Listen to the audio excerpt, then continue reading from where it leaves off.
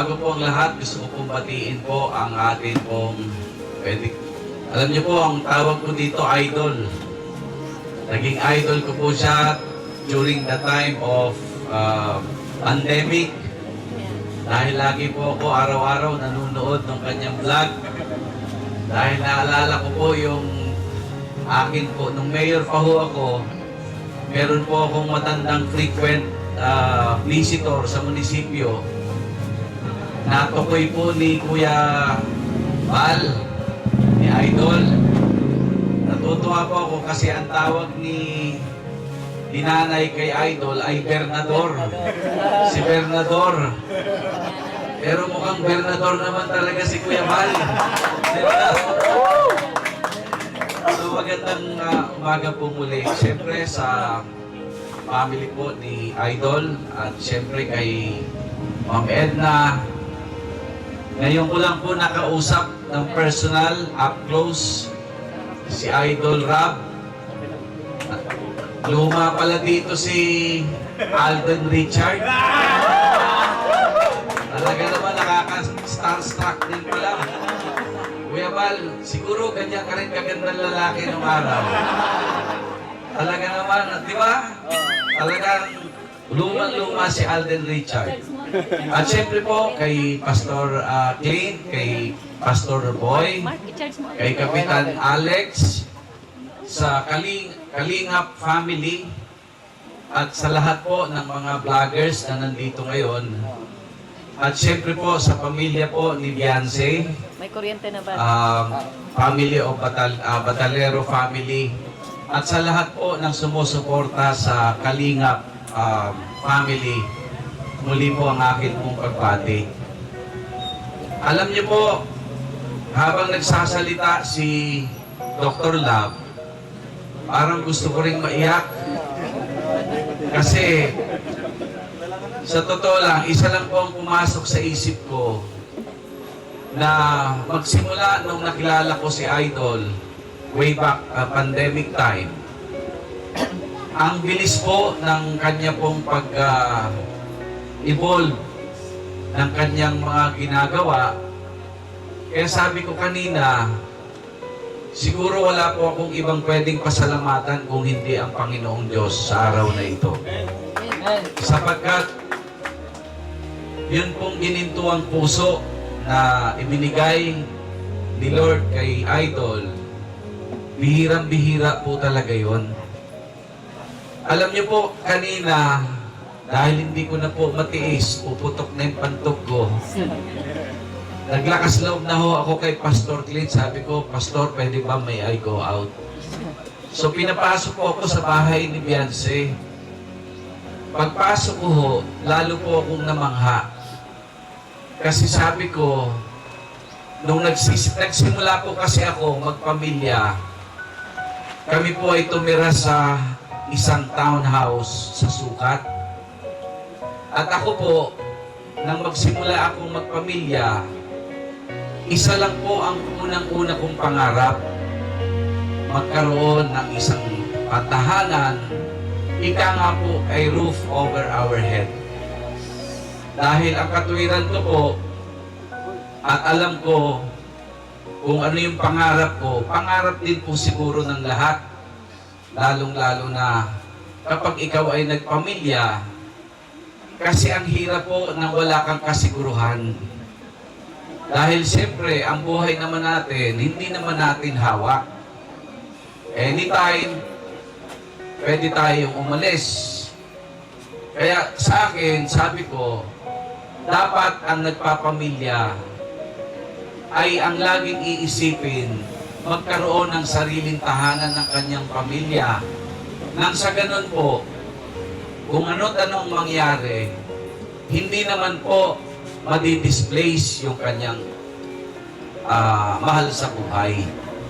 Ngayon po, yung pong nakita ko na ginagawa po ni Idol Val ngayon, alam niyo po ba, si Beyonce, alam mo po ba na pwede kong sabihin, you are very lucky among 1 in a million dito po sa probinsya natin na talaga pong nangangarap magkaroon. Siguro po kahit simpleng bahay, pero nakita ko nga po yung bahay. Sabi ko, ito yung pangarap. Alam ko, ito yung pinaka-dream home or dream house ng karamihang mga Pilipino.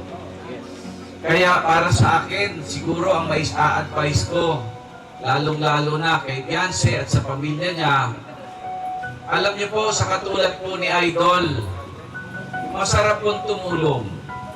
Alam niyo po yung pakiramdam na ikaw ay tumutulong, pero ang sarap pong pakiramdaman na yung tinutulungan mo ay tinutulungan niya ang kanyang sarili. Sana po, lalong-lalo na, ano po yung mga natutulungan ni Idol, ang advice ko lang, huwag kayong tumigil. In fact, alam niyo po, naikot ko po itong buong probinsya natin. Yun nga po ang dahilan kung bakit nagsusulong tayo ng programang walang dapat maging squatter sa sariling bayan. Yes. Alam niyo po, tuloy-tuloy ang provincial government ngayon sa pagbili ng mga lupa, ina-identify natin yun pong mga barangay na maraming informal settlers. At alam niyo po, ako natutuwa, maraming salamat kay Idol, sa pamilya ni Idol, kay Ate Edna, kay Idol Rab, dahil isa na namang pamilya po ang nawala doon sa tinatawag nating mga informal settlers. So palakpakan po natin muli ang Kalingap.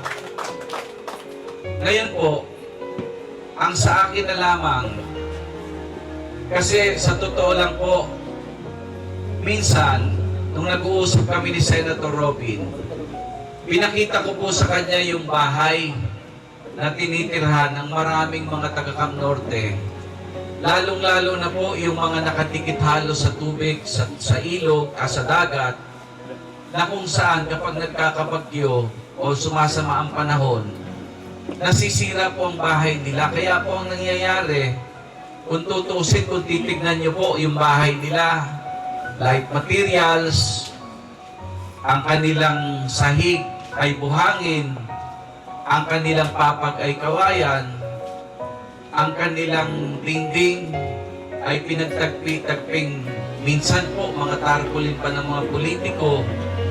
Ngayon po talaga nagpapatugo ng puso ko. Kaya lang, sabi ko nga, kailangan din natin tulungan ang atin pong sarili. Pero minsan, naiintindihan ko rin, kapag ikaw po siguro ang nasa kalagayan nila, parang ang hirap din pong bumuo ng pangarap. Dahil parang, kung ganon ang kalagayan mo sa buhay, meron kang mga anak na hindi mo alam kung kaya mong patapusin ang pag-aaral.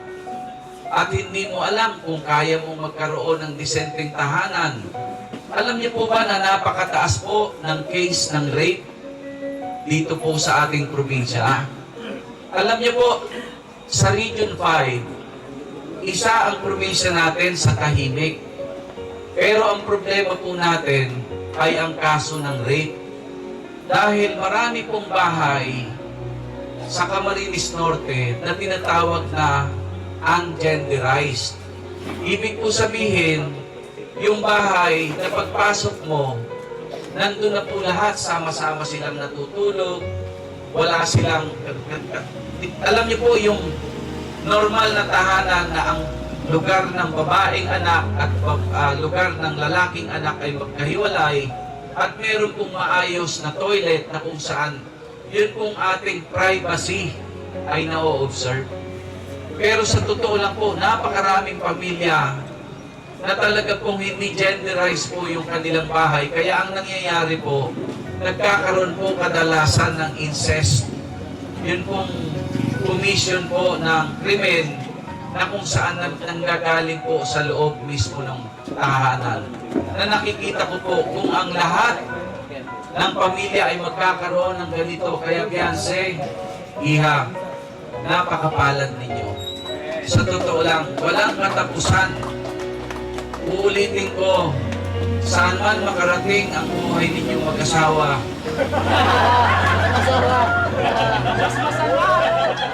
mag-asawa naman sila.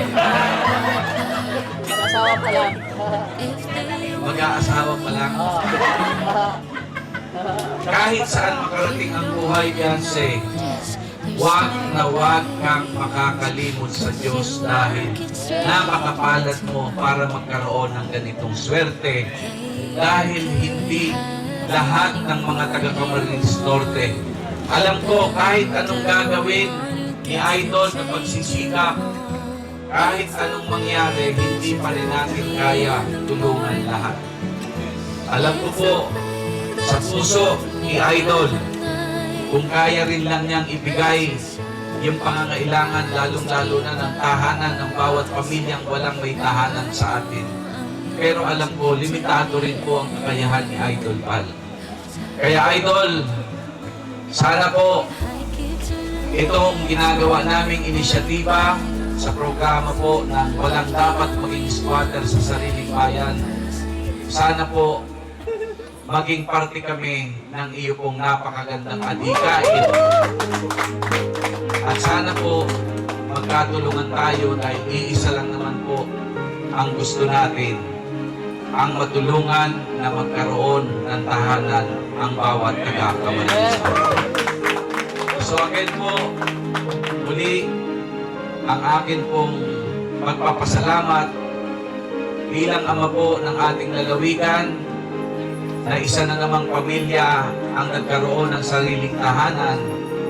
Idol, sana po magtuloy-tuloy ang biyaya na iyong na binibigay sa iyo ng Panginoon at marami ka pang matulungan. Maraming salamat po. God bless sa inyo po. Maraming salamat. Mabuhay po kayo.